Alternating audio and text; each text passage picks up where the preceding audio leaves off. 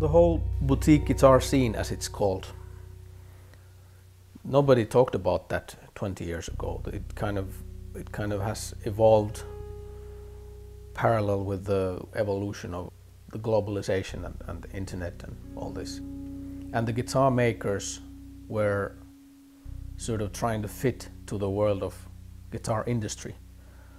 And today we live in this world where there are thousands of talented luthiers all over the world and making amazing guitars. Each one of us plays a very small role in the business. On the other hand, collectively there are a lot of us, and I'm so happy that things have taken turns, like the birth of the European Guitar Builders Association. Together with my good friends and colleagues, we're putting together the Holy Grail Guitar Show. I'm so excited beyond belief. I've been working on this very special guitar project for years now, and the timing is perfect. I'm going to get it ready for the Holy Grail Guitar Show 2014. It's probably the craziest guitar I've ever developed.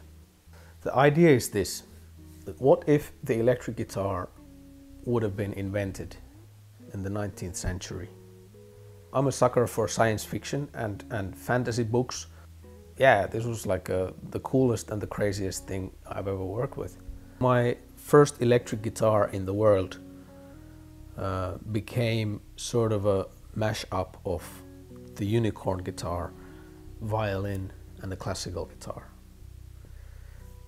with the romantic detailing of the Victorian era. That's it in a nutshell. My approach was that this guitar could be something that really existed at the time. The guitar was at some point named to be Captain Nemo, and that kind of describes very well, because this crazy guitar builder of course had a time machine, so he could hop into the time machine, go to the future, get the material and go back to the past and continue with the build. So, you know, everything is possible. The actual fact from history that telephone was invented and the vacuum tube was invented for amplifying the sound of telephone, it felt a logical step for me that this guitar would have a pickup with an active tube preamp. This was one of those moments when the crazy luthier hopped into his time machine and traveled to the 1950s to borrow the humbucker design from Seth Lover, and went back to the 1895, continued building the first electric guitar in the world. Things got a bit crazy. It just got totally out of hand. To find out how everything turned out, you have to come to the Holy Grail Guitar Show 2014. See and experience the first electric guitar in the world live. I have the honor and privilege to work with a fantastic team of luthiers in my company, and for this special event we decided to do it so that every one of us builds one instrument each. And I'm also bringing my whole team to the show with me.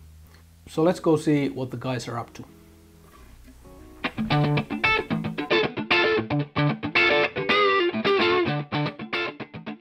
Jyrki here is working on a Mojo King, fret ends, electronics, engraving. Look, each instrument will have a Holy Grail Guitar Show identification. That's cool. And next, let's go to our machine room, where Tommy is working on a Unicorn Artisan pickup rings and pickguard. It's a gorgeous instrument, you'll see at the show. And Larry here, mastering the binding of our Holy Grail Steam Bass Deluxe, doing the color, buffing. Emma, the fifth luthier of our team, doesn't build guitars anymore, but does all sorts of other important stuff in the company. For example, right now she's filming this video. It's gonna be a great show. Welcome to meet my whole team and also my children, Salas and Fanny, who are coming there to help as volunteers. I'll be also doing a lecture of thermotreated wood on Saturday at 3 p.m. And last but not least, welcome to see on Sunday 3 p.m. demo concert by Earcraft, the band formed by Antti Paranko, Markus Setzer and Mikko Arlin. See you this weekend.